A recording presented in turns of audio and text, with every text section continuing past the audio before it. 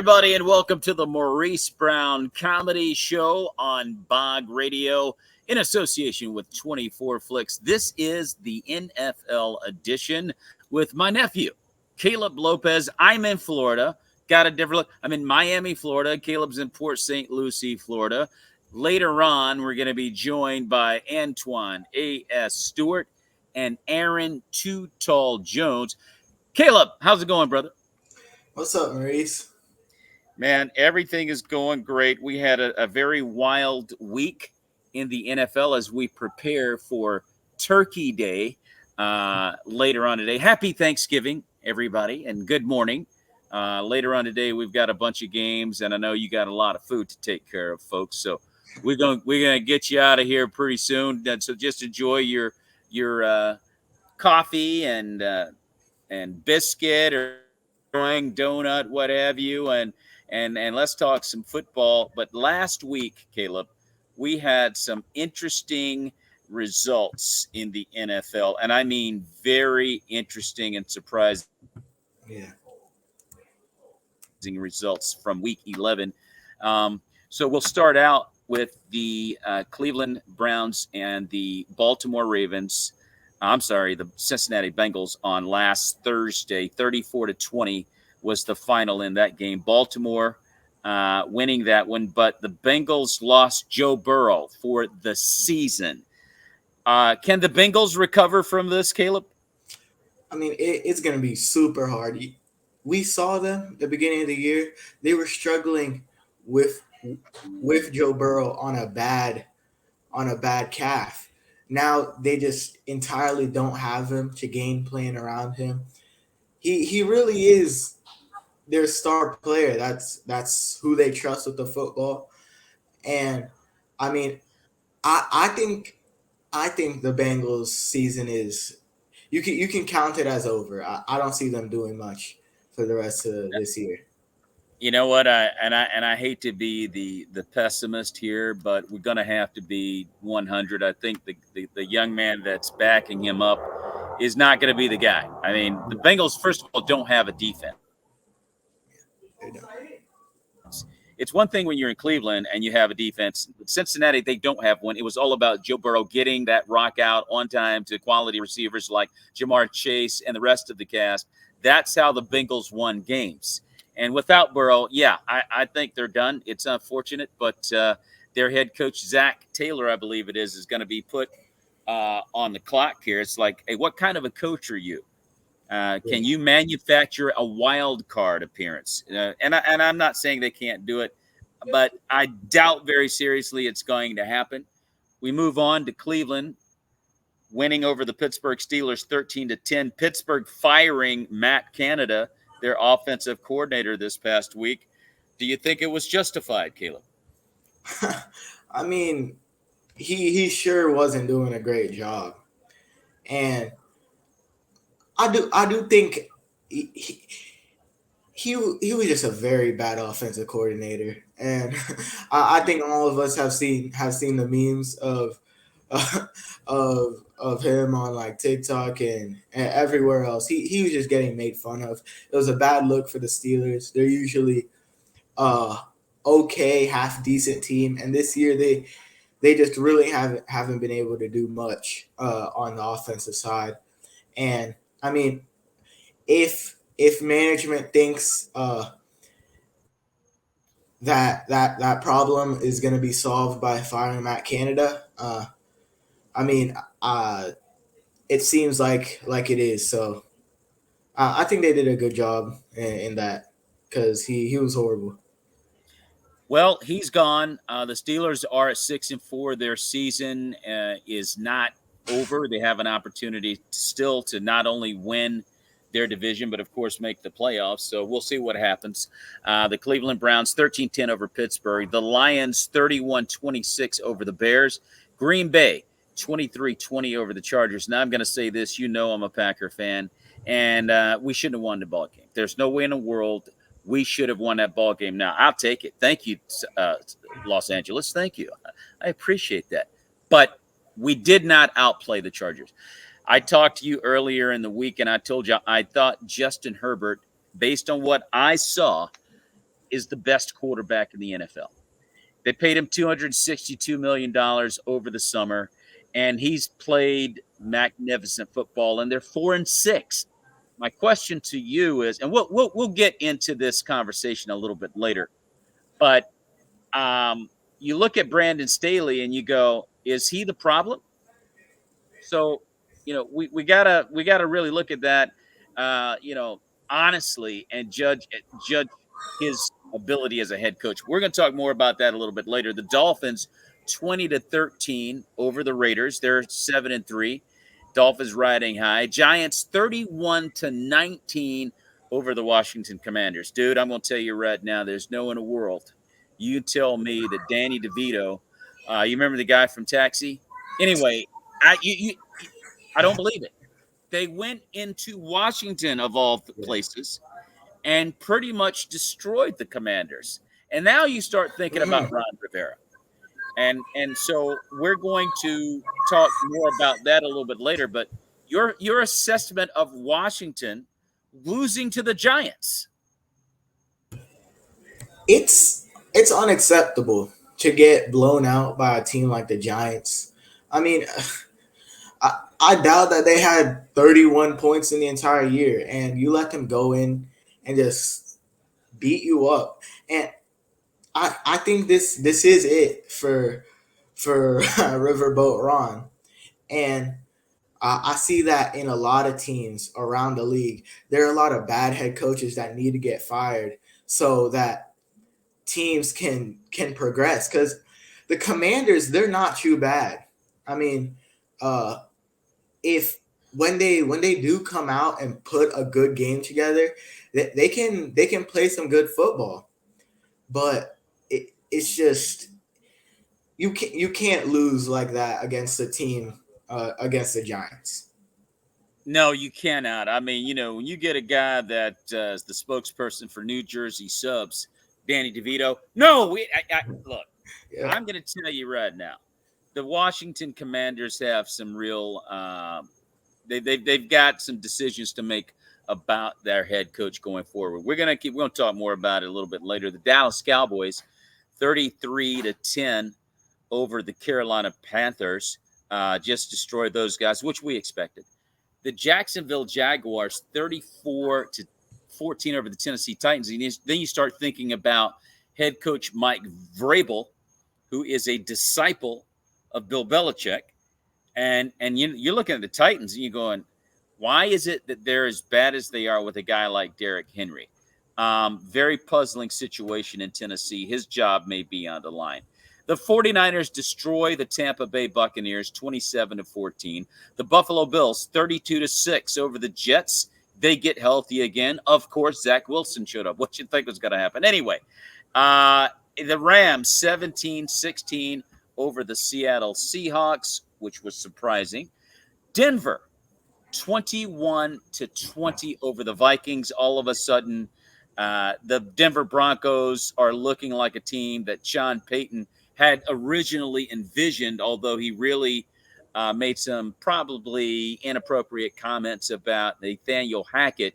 He's starting to show his worth as a head coach. They're 5-5, and they're making some noise. And then the Philadelphia Eagles, 21-17 over the Kansas City Chiefs on Monday Night Football. Chiefs had that game won, should have won that game.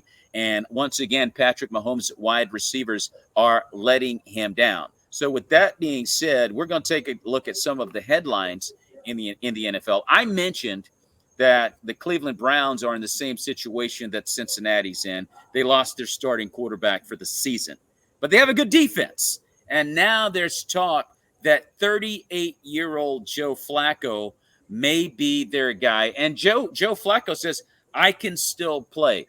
My question to you, Caleb, is can the Browns win with Joe Flacco?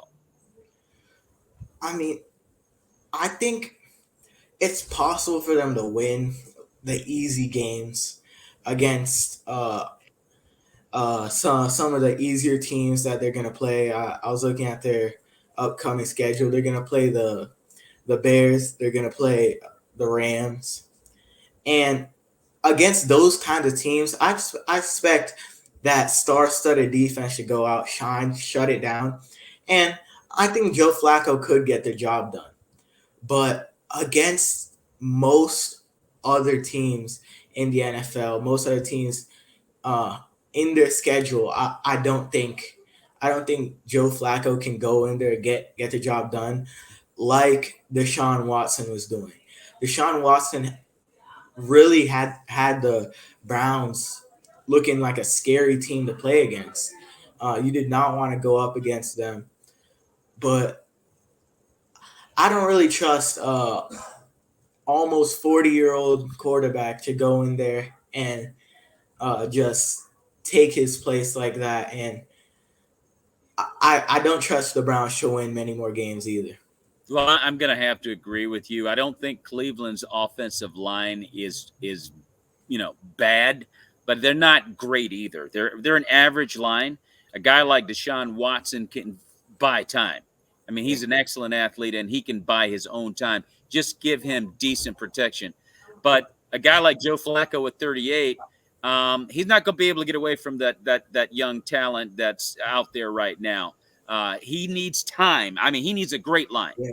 and or at least a top 10 line, and Cleveland doesn't have that. They would be better off, in my opinion, going with a young backup and try to make do with that. Joe Flacco, in my opinion, is not going to be able to do that because of his age and the fact that Cleveland's not going to be able to give him that kind of protection. So, but we'll see what happens. I mean, Joe Flacco still can get it done, but he's not young enough to evade the pressure that's going to come his way. Next headline.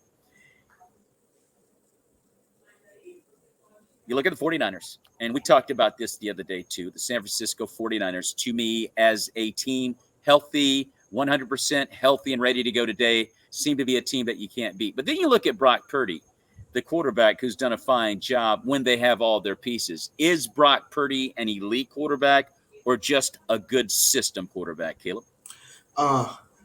He's an elite system quarterback. If he was an elite quarterback, if he was a top 5, top 10 quarterback, when they lost Trent Williams, when they lost Deebo Samuel, he would have been able to go out there and get the job done. But what did he do? He wasn't able to do that. He was throwing picks all over the place, and it was a really bad 3-game period for him. But then once the pieces of the puzzle come back together, it's all running like a well-oiled machine. He Yeah. goes out there and balls, and we have to give it to him. When he has all his pieces, he's great. He's a great quarterback. He fits in with Kyle Shanahan's offense. But no, Brock Purdy is not an elite quarterback. He is just a good system QB. He's a good system quarterback. I totally agree with you. This debate continues on sports talk shows about whether or not he's elite. I don't understand why there's a discussion or a debate or an argument about that. Look at Brock Purdy. What do your eyes honestly tell you? First of all, he was the last guy selected in the NFL draft. That's number one. Number two, he was the third string quarterback after Garoppolo and the guy in front of Purdy, I forget who it was, went down. Third, he's a guy that is smart enough to execute the game plan that Mike Shanahan has devised with super talent around him. Hey, don't go out Yeah, there and wreck this Lamborghini. And he's not doing that when the Lamborghini is running smoothly, when it's not in the shop. When the exactly. Lamborghini is in the shop waiting for new parts, he's not that driver you want all of a sudden. Nope. That tells you all you need to know after the 3 weeks that transpired without Trent Williams, without Christian McCaffrey. He came back after a game or two, and then without Deebo Samuel. We saw what Brock Purdy was. And Yeah. everybody was blaming Steve Wilks, the defensive coordinator, for their problems. It was never Steve Wilks. It was never his issue. It was the fact that Brock Purdy was making mistakes. He was turning the ball over. He wasn't cashing in the red zone as he had been when he had his pieces. And the defense had more pressure on them than they needed. And any defense is going to wilt if they're on the field too often. So I don't understand why people are having a debate now about whether or not Brock Purdy is elite. He's not elite. He's a good system QB. And if they're healthy, he's good enough to win them a Super Bowl. And that's where it stops for me. But I'm going to tell you right now, we're talking about the NFL. Okay, we don't live in a perfect world. And somebody's probably going to get hurt again. Yeah, Okay? exactly. And it might be Brock Purdy himself. Okay, if he can't stay protected back there, somebody's going to knock him out, dude. And I hate saying stuff like that. He's not the biggest, strongest athletic guy you'll ever see in the world. And you get a guy like Myles Garrett, he gets his paws on him, dude. He's going to hospital. Okay? I just said I don't wish anything bad on Brock. I love Brock, dude. But he's going to hospital, man. So there's things that the 49ers have to do to make sure that everybody's good to go in order for them to finish this thing. Okay? And it's not on Brock Purdy. Believe you me, it ain't on him. But they need everybody to be healthy right now. No, he's not an elite quarterback. It's just that simple. And the 49ers need a perfect world in order for this thing to go down for them and result in a Super Bowl trophy. And it may very well end up that way. They may end up raising the Lombardi trophy when it's all said and done. But we got a lot of football left, and Brock Purdy ain't an elite quarterback, folks. I'm just going to tell you that right now. We're going to keep going. By the way, you're listening to the Maurice Brown Comedy Show, the NFL edition on Bog Radio in association with 24 Flicks. Talking with Nephew Caleb Lopes. Will be joined later by Antoine A.S. Stewart and Aaron Too Tall Moore. Next headline are the Chargers. And I talked about this. I'm a Packer fan, okay? And we won the ball game 23-20 this past Sunday at Lambeau Field. But the Chargers outplayed Green Bay, and they should have won the ball game. And once again, the NFL world is left scratching its head as to why the LA Chargers are not winning. Are the Chargers making a mistake in keeping Brandon Staley as their head coach? Oh, 100%. As you said earlier, Justin Herbert, he is an elite quarterback. He's an elite quarterback. He could be top 5 material if he had a team that he could really work with, a play caller that was supporting him. And Brandon Staley is not that. And if the Chargers want to capitalize on that elite 275 or 270 some $1 million quarterback that they have, they better go out and get a new head coach, because Brandon Staley can't stay on that team for Justin Herbert to succeed and the entire franchise to succeed. You get a guy like Jordan Love who threw for over 300 yards for the first time all year. Yeah. You can't let that happen. Okay. Had a clean game.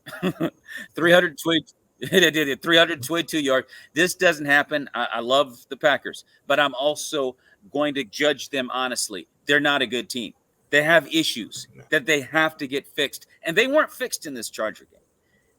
And Justin Herbert, in my opinion, is the best quarterback in the NFL. Period. He's better than Patrick Mahomes. He's better than Josh Allen. He's better than Jalen Hurts. He's better than Deshaun Watson when he was out there. And I'm going to stop short of Joe Burrow when healthy. I forgot about cold-blooded Joe. I forgot about cold-blooded Joe Burrow. When Joe Burrow is 100%, he might. And I don't want to skip over Patrick Mahomes either, but I think Justin Herbert passes the eye test for me. The kid's just a young gun. And he sits in the pocket, he scans the field and fires. And he's usually on the money. He had guys drop passes on him that were wide open. Keenan Allen was hit right between the numbers in the end zone, dropped it. Hit another guy right in the hands on a post pattern, dropped it. Play calling by Staley, horrendous. Defense, terrible. And they lost Joey Bosa, or is it Nick Bosa? I forget which one it was. The brothers. Was it Nick or Joey? Pretty sure it's Nick. So Nick's gone, and they just have problems. And it's the same old story for the Chargers every week. They've done something, just monumentally stupid and dumb, and they lose the ball game after playing a great. game, and so yeah, I think it's on Brandon Staley, and I'm not for advocating someone's job to be taken from them, but at some point after you've paid a quarterback $262 million and he looks like he's worth every penny, and you're still losing, you got to look at the head coach. Let's move on to the next headline, and the Kansas City Chiefs lose on Monday Night Football, as I mentioned earlier in our show, 21-17 to the Philadelphia Eagles. Are the Chiefs the only reliable team remaining in the AFC? I feel like they're the most reliable, but I don't trust them 100% either. The way they played at the beginning of the Eagles game, it looked like they were going to blow the Eagles out. But something happened either on the Eagles side of the ball where they stepped up and they had a real good speech in that locker room at halftime, or it was the Chiefs' fault because they got shut out in the second half. They did.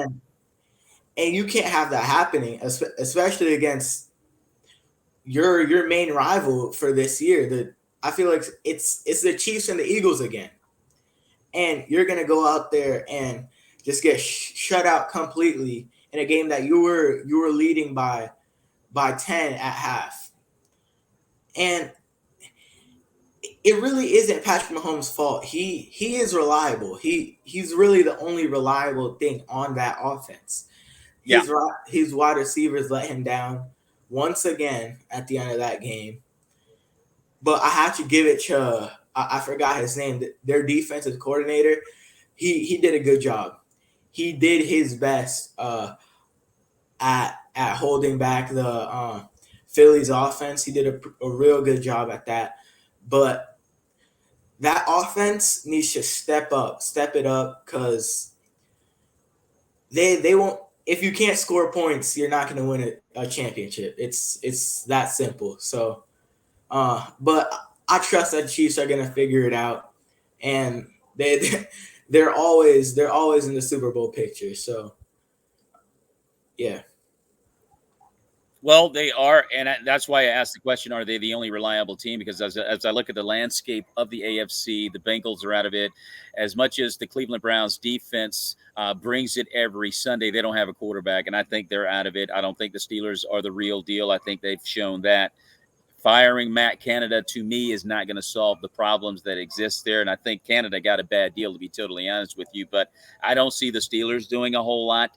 The Chargers, we don't have to talk about them. They're not going anywhere. And you just look around the Ravens. I don't know if I trust them, but I know the Chiefs are going to eventually figure this thing out. And I think they're going back to the Super Bowl without question. Let's move on to our next headline and talk about a team that nobody's talking about, but they're slowly creeping back into the picture. Sean Payton with the Denver Broncos and Russell Wilson, he's appeared in the Super Bowl twice, won one, back-to-back Super Bowl appearances. And it's starting to look like that guy again. Yeah. And they're 5-5, and they were written off weeks ago. And all of a sudden, they're knocking off credible teams. Is it time to start considering the Denver Broncos? I think so. Well, when we think of the 2023 Denver Broncos, we think of 70-20. But they've been on a hot streak. I think they've won 4 games in a row. And like you said, Russ, he's looking like the Russ we knew from the Seahawks. And it took a little bit of time, but I think Sean Payton is starting to put the pieces together and make this Denver Broncos team into the team that he was talking about during this offseason. And I think it is time to start considering them. How they're playing right now, I don't think many teams would want to go face-to-face with them. So they're definitely someone to start watching on your calendar. You can't take them for granted anymore. No, I don't think you can. Ladies and gentlemen, you're listening to the Maurice Brown Show on Bog Radio. This is the NFL edition, and we welcome to the show Antoine, S. Stewart. Stu, what's going on, brother? What's going on, Mo? What's up, Caleb? What's up, Stu? So, What's as you going can on? see, we're discussing the Denver Broncos, Sean Payton, and the quarterback of their team, Russell Wilson, back-to-back Super Bowl appearances, starting to look like that guy again. They're 5-5 all of a sudden. Is it time to start considering the Broncos, Stu?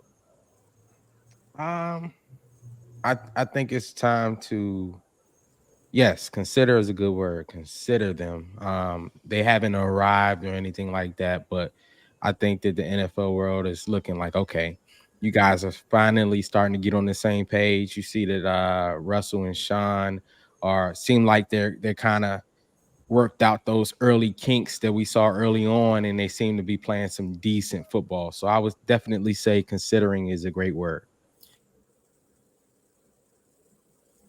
Yeah, I think it's time to start considering them simply because they're kind of creeping back into the picture. I think they're on a 5-game winning streak. They knocked off some Mhm. credible teams during this streak. And, we know what Sean Payton can do. His resume speaks for itself. We know what Russell can do, and his resume speaks for itself. And their defense, all of a sudden, is playing some good football. So Mhm.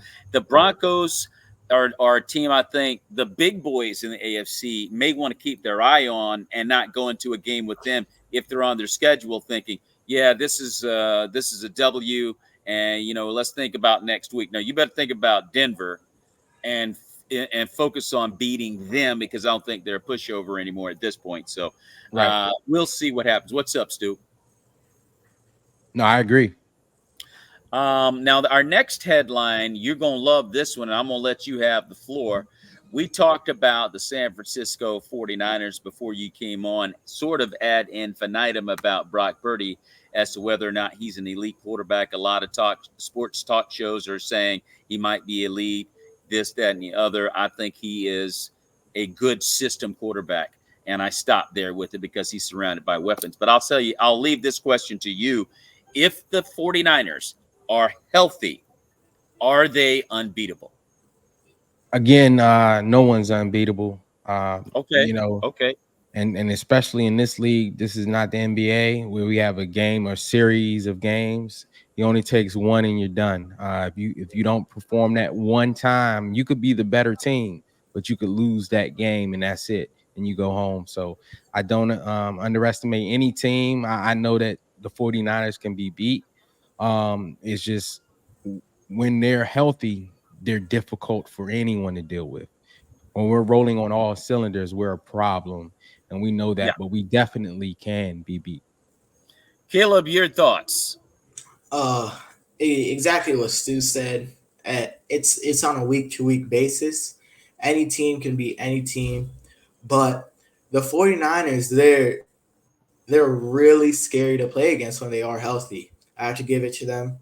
They they're definitely, if not the best, one of the best teams in the league when they're firing on all cylinders and they have all their weapons. But we can't say anybody's unbeatable. Uh, when New England went 16-0, they were beat last game of the season in the Super Bowl.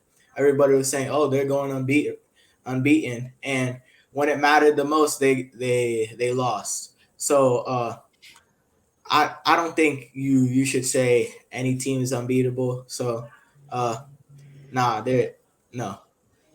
Well, we shall see going forward. As I said earlier in our show, we don't live in a perfect world, and I don't believe they're going to be healthy, throughout the rest of this season and throughout the playoffs and so forth, because it just doesn't work like that. This is the NFL, and people get hurt, and key people get knocked around, and they don't show up sometimes in certain games because of injury.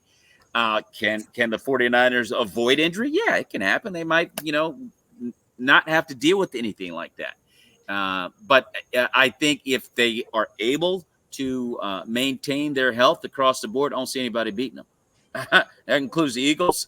That includes the Chiefs. It includes the Ravens. It includes anybody you would name right now. Where they're running on all cylinders, they're a problem. I'm not a 49er fan. I'm not trying to pump them up, but I think they are a major problem when McCaffrey, Debo, they got Trent, they have other Brandon Ayuk. They have a great defense. You know, they were talking about, Steve Wilkes being the problem, and I was like, no, the problem is the defense is on field too long because the offense is not doing their job. That's when we found out that Brock wasn't elite. That's when we found out. And so now that everybody's back, there's no more problems on the defensive side of the ball. Everybody's doing their job. But saying all of that, I will agree. Hey, anybody can be beat on any given Sunday. I do Okay. want to speak about Brock. I don't know if y'all already talked about him though. No, go ahead. I would say this is Brock when we speak on if is Brock elite or not, he definitely has elite numbers. He's when you compare him, I think he's the number one quarterback in the league as far as all the stats right now. But as far as elite, that's yet to be seen. In this microwave society, we want to put tags on people so quickly. This is just his first year starting from the beginning. We have to see consistently this level of play throughout his career to call him an elite. Patrick did it so early. We saw it so early that he has 2 Super Bowls already. He's accomplished things that some people never accomplished in their entire career, and he's played consistently elite, even though he's not having the best year, because of weapons and sort. But I think it's too early to say whether he's elite or not. But one thing I will say, and I definitely put my hat on, is that he is not, contrary to belief, he is not a system quarterback, because we've seen Jimmy G in the Shanahan system, but we've never seen, with the exception of Matt Ryan, the Shanahan system ran at this elite level. Like Jimmy can do the basics, but Brock Purdy is a little bit more than a game manager. He can actually do things, make off-schedule plays that Jimmy really wasn't capable of doing. And I think that Shanahan didn't trust Jimmy to do. That's why the couple of times we play y'all in the playoffs, the Packers, he's like, Jimmy, just run the ball and we'll win. We had that much of a dominant defense. With Brock, you see him like, hey, we can put up 30. We can do things that we may have couldn't have done without, Jimmy, or without having an elite quarterback. But I think Brock is more than just a game manager.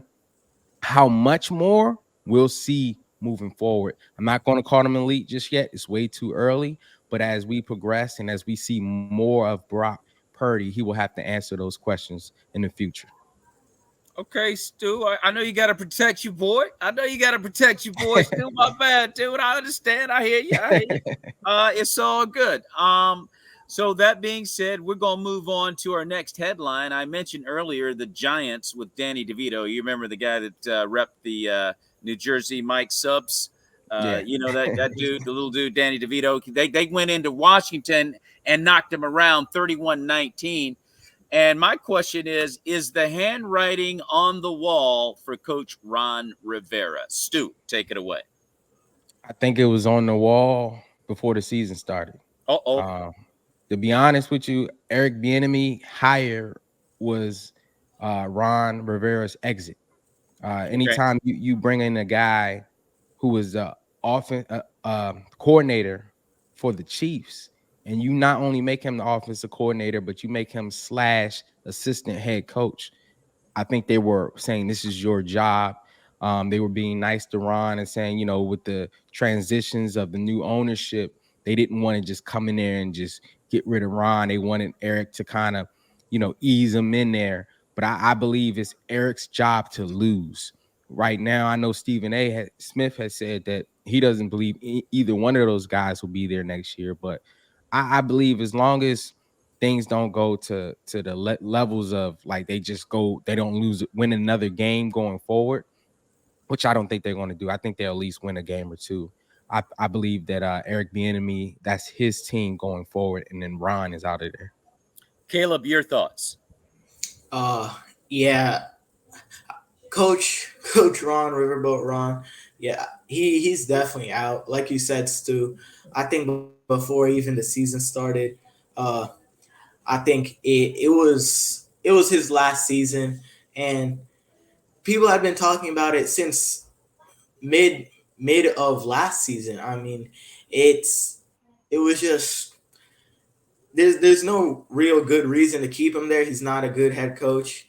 There's a lot of better options, including Eric Bieniemy, and like you said, hiring him that really solidified uh, him leaving this season. So uh, yeah, the Commanders can say bye bye to their coach. I Uh, I would I would totally agree with that. It doesn't look good for Ron Rivera. I'll say that much. We're gonna move over to our NFL Power Five, and as it stands today, as far as the AFC goes, my Power Five are as follows. Still got the Baltimore Ravens at number one.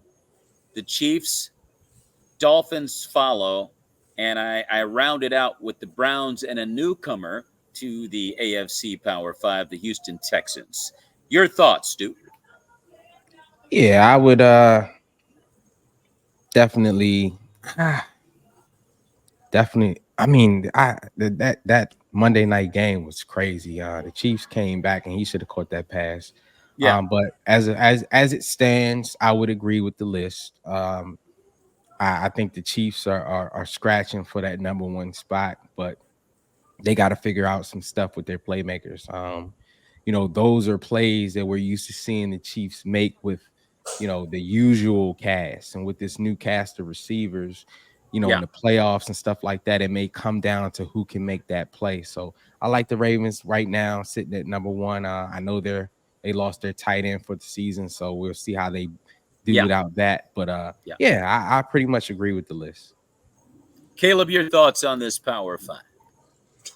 yeah, I definitely agree. I like that the Texans are on there. Honestly, I would even go as far as to put the Texans over the Browns. I mean, Oh, wow. uh, they've been balling out. C.J. Stroud, he's honestly he's a dark horse MVP right now, and Yeah.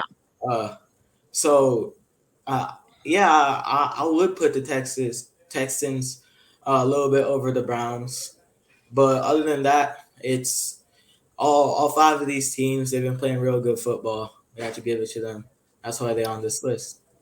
And I have the Browns sitting at four because they don't have Deshaun going forward. But if they had Deshaun, I might have the Browns rated as high as number two in the AFC. I mean, they've played that well as a unit, They and have. they've really played some good football, and I think they've earned that spot at 7-3, even though it does not look good. And I know where you're coming from, Caleb. As you look at the future, you go, "Oh, this doesn't look good for Cleveland, and they're probably going to drop out of that top five." I could see that Right. happening very easily, but that's the only reason I got them there up to this point. They've kind of like earned the right to be in that top five. But I agree with you. The Houston Texans right now with C.J. Stroud, the way he's balling, I mean, they can beat anybody in the AFC. Yeah. I mean, that includes Yeah. Baltimore and Kansas City. It's going to be exciting to see what the Texans are able to do going forward. I think Baltimore has shown that they're the best team in the AFC, even though they lost to Cleveland. They lost to Cleveland with, I'm sorry, they lost to Cleveland with a healthy Deshaun Watson, and it went down to. I mean, that was a great game. Mhm. It could have gone either way. So I like Baltimore. They did lose their tight end, Stu, to your point, and that was Lamar's go-to guy. I mean, that was Yeah. his guy. And so Andrews. Andrews. It's going to be interesting to see how Lamar responds to that.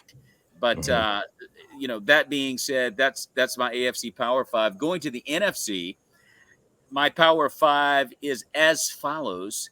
Philadelphia still leads the pack at 9-1, followed by the 49ers. And I wanted so badly to put the 49ers at one. But as it stands, you've got to respect Philly. And then I have Dallas, Detroit, and Minnesota. Stu, your thoughts?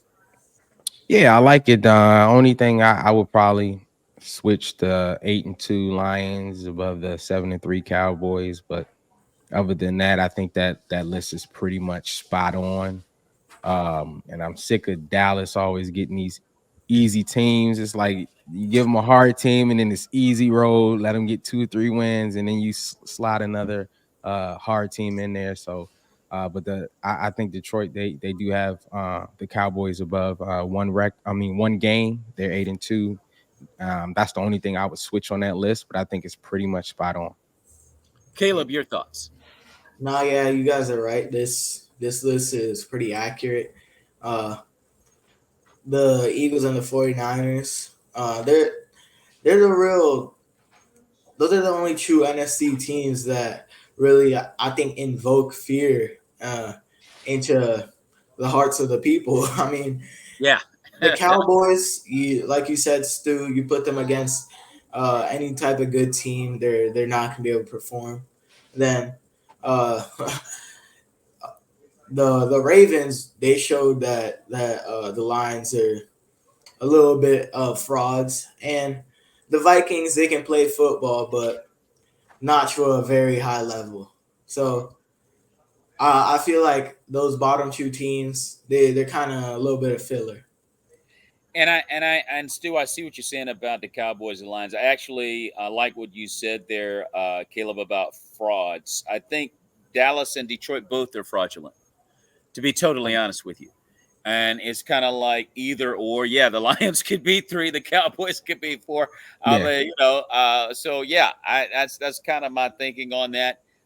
They've got a lot of proving to do going forward as far as whether or not they deserve a spot for real at the big boy table. We're going to look at the NFL Power 5 for the entire league, and I have them as follows: the Eagles at number 1, followed by the 49ers, Baltimore, Kansas City, and the Cowboys. Stu, your thoughts?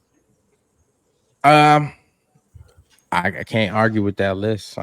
Again, the only interchangeable thing is the fraudulent team at the end. Cowboys, you making switch another fraudulent team in Detroit Lions, because Yeah, if yeah, the Ravens kind of just exposed the Detroit Lions, then we yeah. exposed the Cowboys. So you kind of Right. say the same thing.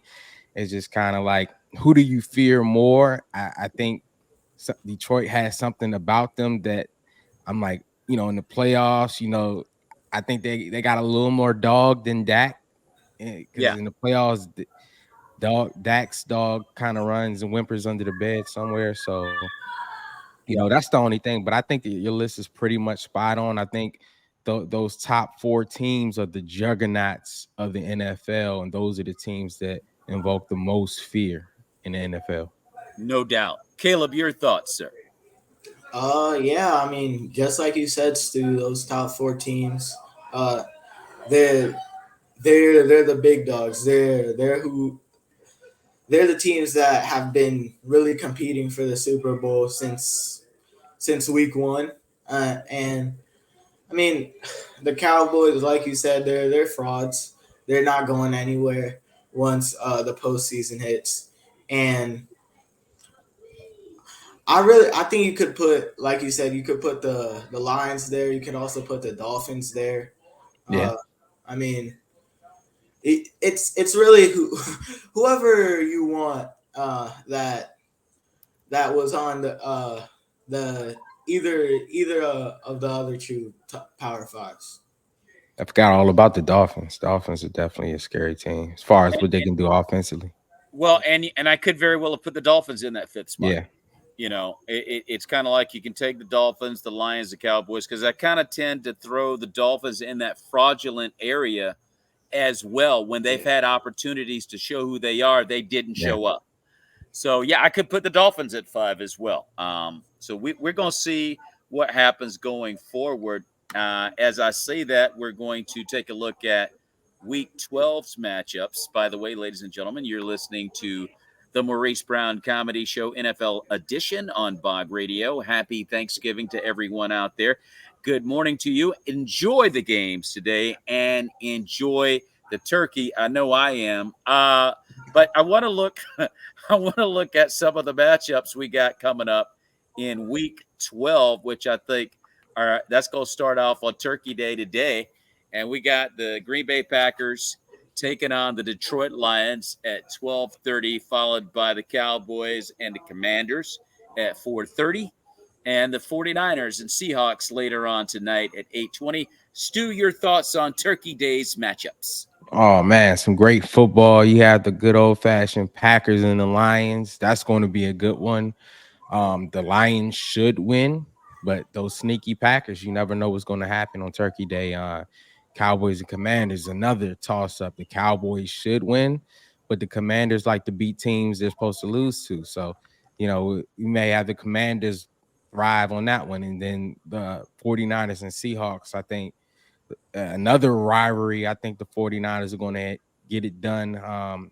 Gino, we don't know if he's going to play, and if he does play, we know he has like his elbow or arm injured, so they're really not at full strength. So I'm taking, of course, the Niners to win that one. Caleb, your thoughts on Turkey Day's matchups? Yeah, I have to agree with you for the most part, Stu. Um, I'll definitely take the 49ers against the Seahawks.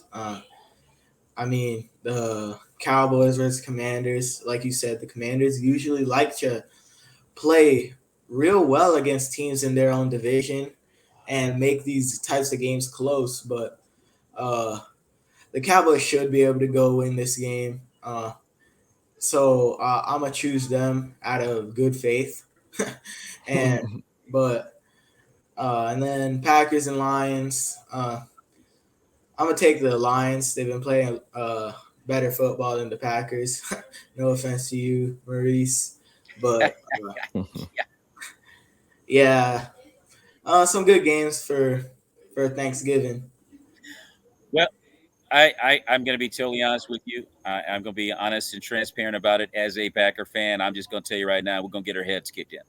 And that game we won last Sunday over the Chargers was a fraudulent win. I mean, the Chargers just gave us the game again. And well, thank you. I appreciate that, dude. But the Packers are not a good team. They're an inferior team. They got a lot of issues that they have to address, and they haven't, quite frankly and honestly, addressed them to this point. We lost Aaron Jones, and the Lions are going. I think they're going to do a number on us. I think the Commanders are going to shock the Cowboys today. They're going to win the ball. I got the Commanders winning. And that's just how fraudulent the Cowboys are. But that's a fierce rivalry, and you can kind of throw the records out whenever these two get together. You just don't know what's going on. I don't care if they had Emmitt Smith, Troy Aikman, and Michael Irving out there. It doesn't matter when they play. And I just got a feeling the Commanders are going to find a way to win this game. 49ers, Seahawks can forget it, man. They're going to need to get Gino, what's the dude that played Jim Zorn, Mike Craig. They're going to get destroyed. Anyway, that's just my take on that for Turkey Day. Now we're going to get into Friday that we got a game on Prime Video where the Dolphins and Jets get together. What do you think about this matchup, Stu? 3:00 on Friday. I'm taking the Dolphins. Jets, I mean, that defense is good, but that offense is terrible. Without Aaron Rodgers being able to do what they thought he was going to do, and we'll see if he can pull off some miracle and come back. But I'm taking the Dolphins to handle business, and I'm not going to say they're going to run up the score because that Jets defense is respectable, but I think the Dolphins are going to win convincingly. Yeah. Okay. What do you think about this matchup? Dolphins Jets, Caleb. Oh no, yeah, definitely. The Dolphins. I'm gonna go out and say I think they're gonna curb stomp the Jets. Whenever the Dolphins play inferior team, they get out on them. They score a lot of points, and I think the Jets are just gonna have awful Black Friday, and it's not gonna be pretty for them at all. Well, I think here the term Black Friday applies to the Jets. From what I understand, they're starting Tim Boyle now instead of Zach Wilson. Tim Boyle, the grandson of Corporal Boyle from the 60s TV comedy Gomer Pyle. It ain't good. This think will be good, dude. And he's not really the grandson, but he may as well be. May as well be Gomer Pyle. I mean, come on, dude. Who are we kidding here?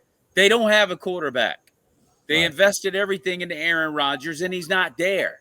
And they didn't have a plan B. It's their fault. The fact that they left Zach Wilson on that team after getting Aaron, thinking that, yeah, we have a future with Zach. He's going to be that dude.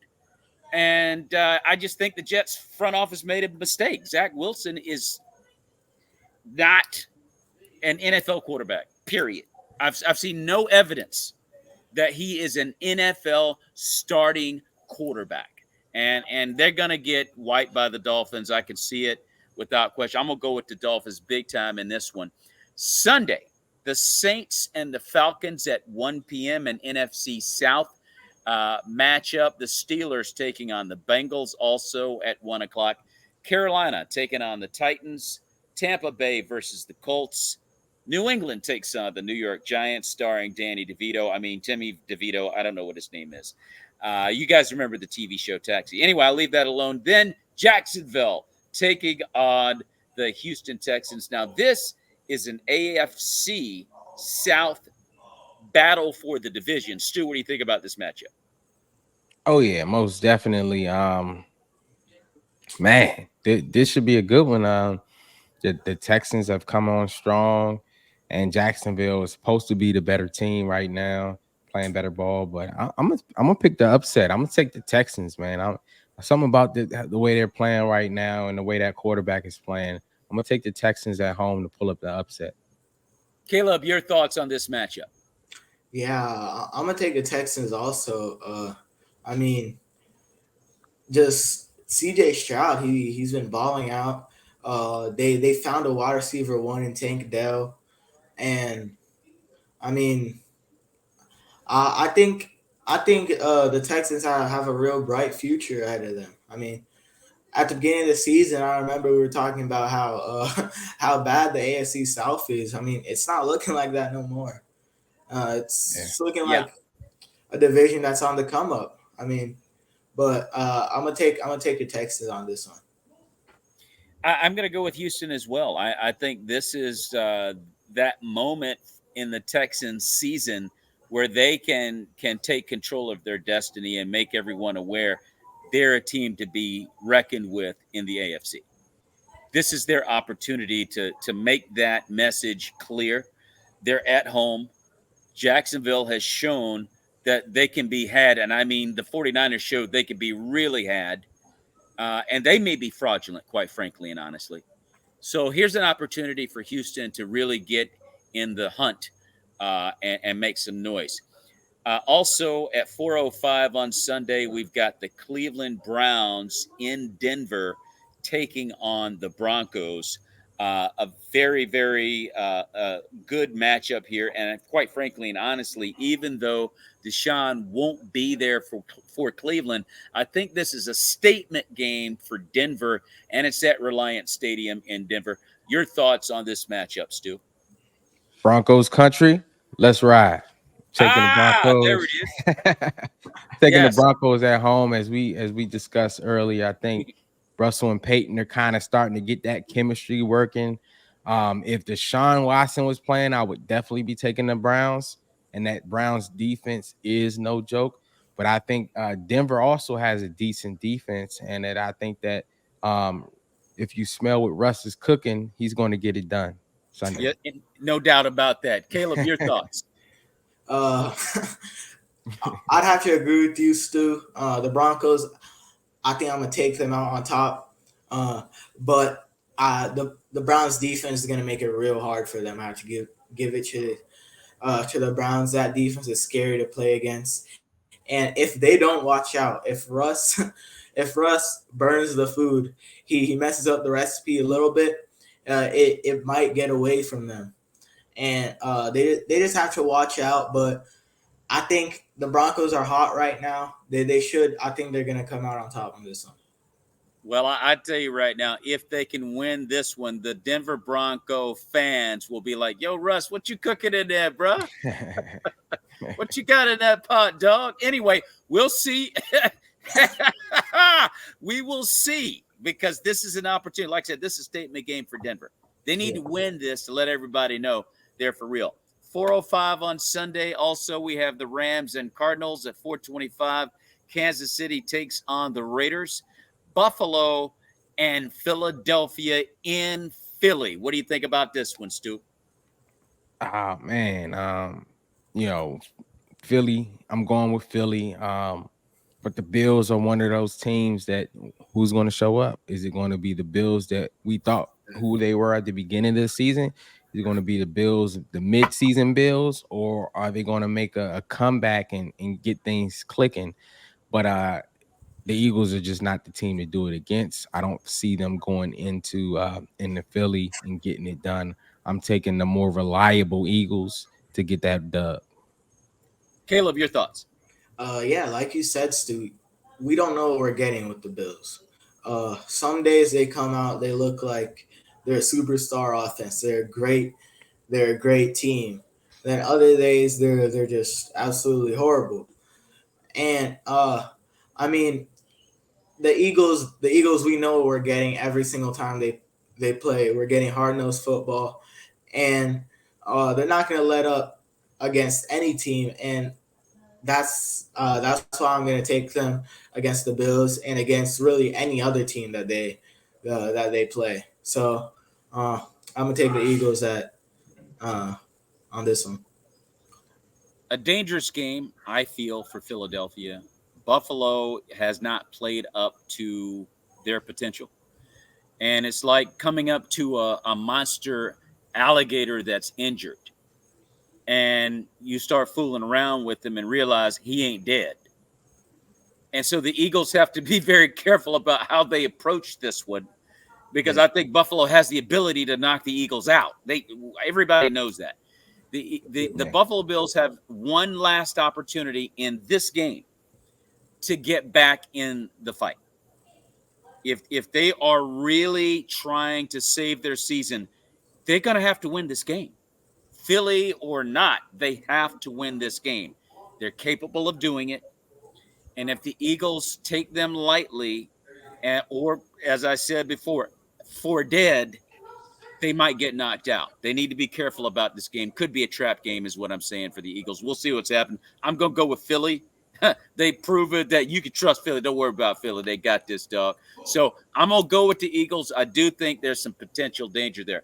Baltimore, the Ravens will be playing that night against the Chargers at 8:20. And then on Monday night, we've got the Bears and the Vikings. I don't think we need to comment on that. Guys, look, this has been a great show. And happy Thanksgiving to you guys out there. Enjoy the turkey today, the dressing, the macaroni and cheese, all the cornbread and all the goods, the iced tea, and the pecan pies, the apple pies, you name it. Hey, have a ball. Enjoy the food. And let's give the Lord all the glory and thanks that we're able to enjoy our families in a free country. And not have to worry about what the rest of the world has to worry about. We need to be giving God thanks, all the glory to Christ for our freedom in this nation. So with that being said, you guys have a happy Thanksgiving, and may the peace of Jesus Christ be with you and your families, guys. God bless.